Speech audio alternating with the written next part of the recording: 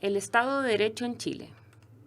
Vamos a partir entonces definiendo qué es el Estado, que es más bien una forma de organización social soberana que tiene el poder administrativo y de regulación sobre un determinado territorio. A su vez, cuando se menciona este Estado de Derecho, entonces se incluyen en él las organizaciones resultantes de la ley y la división de poderes. Cuando hablamos del Estado, nos vamos a referir a dos conceptos de suma relevancia. Por ejemplo, el concepto de nación, que se refiere principalmente a un eje de cultura, a un grupo humano, entonces, que se caracteriza por mantener una vinculación cultural, sanguínea u origen. Específicamente, hay íconos que nos representan esta nación, como el pueblo mapuche o los gitanos. Y por otra parte, relacionado con el concepto de Estado, tenemos el territorio, que puede ser una superficie de la Tierra determinada, un mar o un espacio atmosférico. También se consideran territorios de ciertos países, las embajadas, sus automóviles o los transportes de guerra. Las bases de la institucionalidad de nuestro Estado, de nuestro país, entonces está desarrollada y constituida a partir de la Constitución, que es este librito pequeño que aparece en la imagen ahí, que va a condicionar entonces la acción del Estado y de toda la sociedad. Esta Constitución consagra la separación de los poderes en nuestro país y también consagra el Estado de Derecho, que su definición más acertada entonces es: el Estado de Derecho constituye que las autoridades que lo gobiernan están limitadas estrictamente por un marco jurídico supremo que aceptan y al que se someten en sus formas y contenidos. Dentro de esta Constitución hay valores consagrados, como el valor de la dignidad de las personas, la igualdad y la libertad. A su vez, se van a respetar los grupos intermedios, como los van a ser los partidos políticos o las juntas de vecinos, y se va a considerar la familia como el núcleo fundamental de la sociedad chilena. Las características que tiene este Estado chileno es que tiene un carácter instrumental. Quiere decir entonces que se encuentra al servicio de la sociedad, de todas las personas, para que su finalidad suprema sea el bien común. Y a su vez tiene los derechos, principalmente de promover el respeto de los derechos humanos y de la soberanía nacional, tanto al exterior como al interior de nuestro país. Nuestro Estado es unitario, eso significa que hay un solo centro político, donde las leyes se aplican a todo el territorio. Es descentralizada y desconcentrada, o sea que sus funciones públicas están distribuidas en todo el territorio. A través de eso nosotros entonces tenemos la regionalización, donde se denominan a intendentes y gobernadores que pertenecen al Poder Ejecutivo, por ejemplo. Y también hablamos de la soberanía nacional, donde existe una soberanía que reside principalmente en la nación. Su ejercicio se realiza por el pueblo a través del plebiscito y de las elecciones periódicas y también por las autoridades que esta Constitución establece. Recuerden entonces que cuando nos referimos de nacionalidad, hablamos de nacionalidad externa y nacionalidad interna, que tiene que ver con el ejercicio principalmente de las elecciones.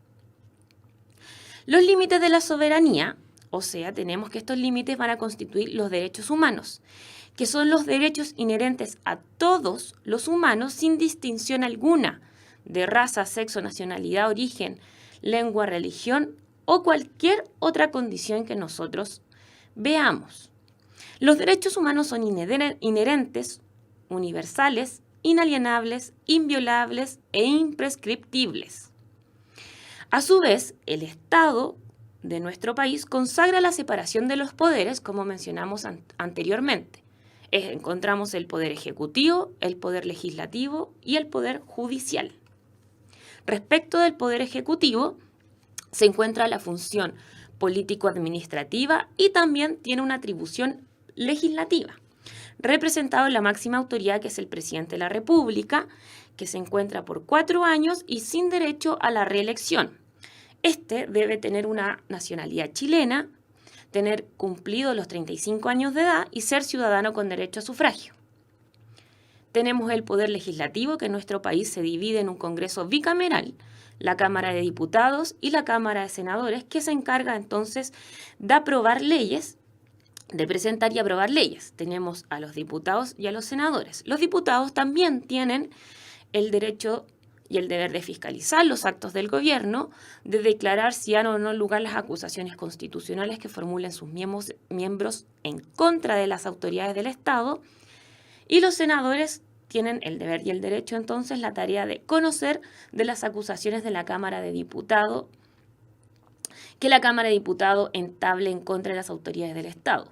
Si decidir si ha o no lugar las acciones judiciales que cualquier persona pretenda iniciar en contra de algún ministro del Estado y conocer de las contiendas de competencia que se susciten entre las autoridades del gobierno y los tribunales superiores de justicia.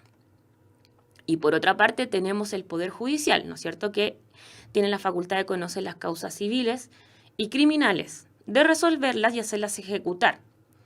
Pertinente, entonces, a todos los tribunales establecidos por la ley.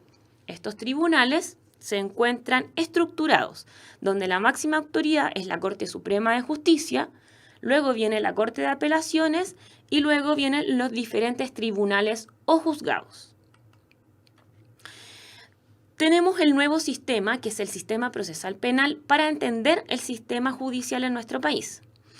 En torno a la reforma procesal penal, nosotros vamos a encontrar diversos cambios. Por ejemplo, que el sistema procesal pasa de ser escrito a oral y público, lo que genera una mayor rapidez, una directa relación con el juez, y se establece la garantía y la defensa tanto de la víctima como del imputado. También tenemos la concepción de la reforma en torno a la responsabilidad penal juvenil, donde los jóvenes entre 14 y 18 años se vuelven responsables en torno a lo penal. Sus actos pueden tener sanciones privativas de libertad o sanciones no privativas de libertad. Las privativas pueden estar recluidos en un centro. Las sanciones no privativas de libertad pueden conllevar entonces a trabajos voluntarios, por ejemplo. También tenemos el concepto del Estado de Derecho que habíamos hablado, que es el Estado limitado por un marco jurídico, donde las personas, los políticos y todo ente que trabaje en una institución pública se encuentra limitado por este marco, ¿no es cierto? A su vez, tenemos que estas personas se rigen bajo el principio de probidad, que es la conducta funcionaria moralmente intachable y una entrega honesta y leal al desempeño de su cargo, con preeminencia del interés público por sobre el privado. También tenemos los órganos de control del propio Estado, donde está el Tribunal Constitucional y la Contraloría General de la República. El Tribunal Constitucional tiene el objetivo de velar por la constitucionalidad de todos los actos jurídicos del Estado, o sea, que todo lo que realice el Estado esté dentro del marco jurídico que establece la Constitución. Y la Contraloría General de la República tiene el objetivo de controlar la legalidad de los actos de la administración del Estado y fiscalizar el ingreso y la inversión de los fondos del fisco. Es un control más bien relacionado con el dinero. Con esto hemos terminado el Estado de Derecho en Chile.